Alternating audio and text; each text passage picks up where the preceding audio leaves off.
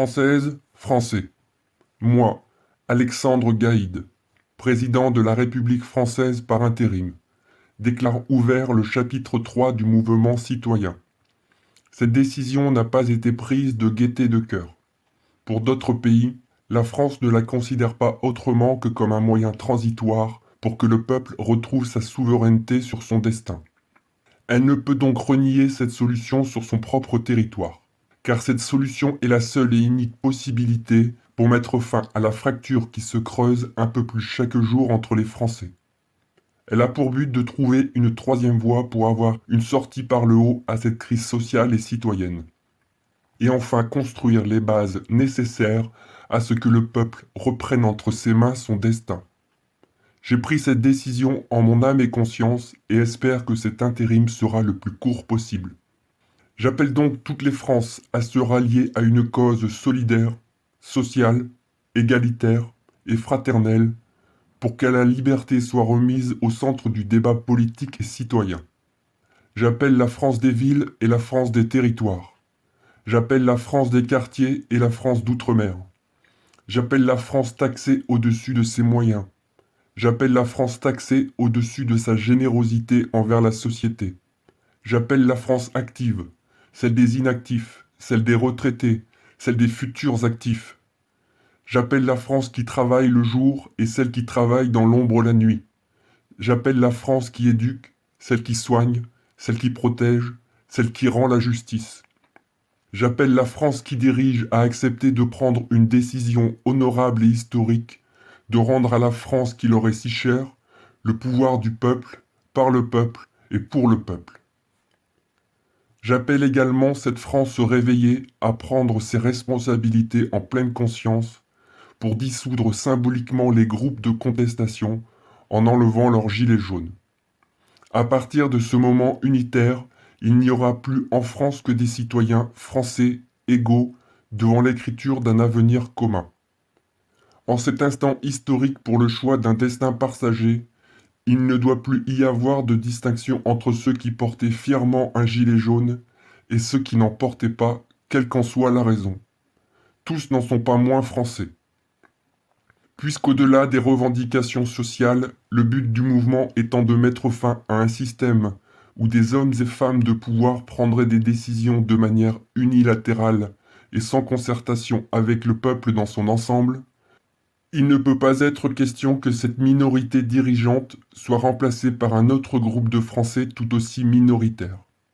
Ce ne sont ni les sondages, ni les éditoriaux, ni les impressions véhiculées dans la rue ou sur les réseaux sociaux qui prouvent qu'un camp dominerait l'autre. C'est à chaque Français de donner sa voix et son sentiment, et non à ceux qui parleraient le plus fort, ou voudraient l'imposer par la violence, soit pour prendre le pouvoir, soit pour s'y maintenir. Ces démarches, à la limite du totalitarisme, doivent désormais être déclarées comme caduques en France, dans le pays des droits de l'homme. En tant que président par intérim, dont la vocation n'est pas de dessiner de manière autocratique l'avenir de la France, je ne serai pas, sauf nécessité, un jouet médiatique, et donc un visage qui s'afficherait au détriment de convictions ou autres débats. En tant que président par intérim, dont la vocation n'est pas de dessiner de manière autocratique l'avenir de la France, ma première décision sera de dissoudre l'Assemblée nationale ainsi que le Sénat. Les Français seront invités au plus vite à construire une nouvelle chambre.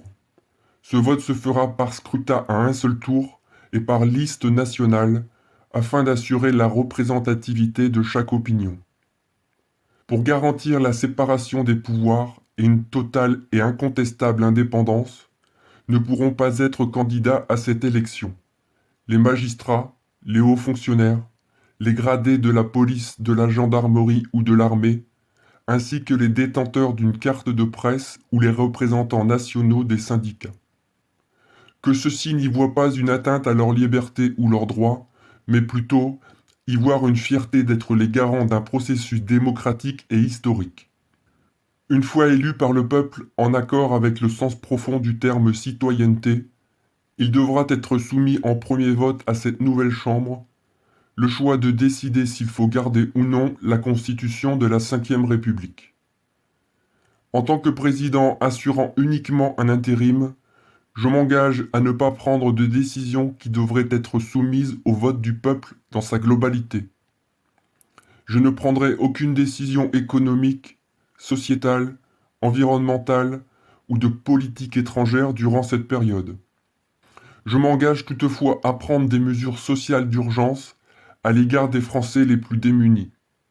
Au rang de ces mesures figureront la TVA à 0% sur les produits de première nécessité et l'interdiction d'en profiter pour augmenter les marges, l'abrogation de la loi alimentation, l'interdiction des licenciements durant la période transitoire, le rétablissement des APL à leur niveau antérieur, l'allocation immédiate d'une prime aux retraités et fonctionnaires ne payant pas d'impôt sur le revenu pour couvrir rétroactivement la perte du pouvoir d'achat due à l'augmentation de la CSG.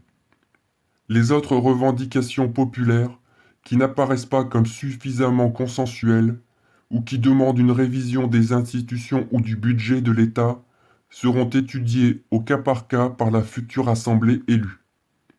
En effet, toute décision majeure doit être prise par le peuple ou par ses représentants légitimés et légitimes. Par cette déclaration solennelle, je vous invite maintenant à prendre acte.